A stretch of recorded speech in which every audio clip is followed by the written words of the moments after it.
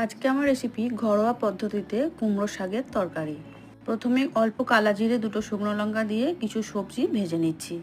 ঝিঙে, আলু, কাঁঠালের দানা, রাঙালু আর চিচিঙ্গে এই সবজিগুলো নিয়েছি।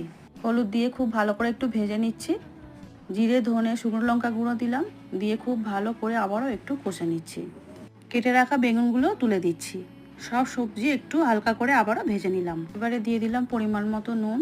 আর কুমড়ো শাক খুব ভালো করে ধুয়ে পরিষ্কার করে রেখে দিয়েছিলাম কেটে, শাকগুলোকেও এবারে তুলে দিচ্ছি।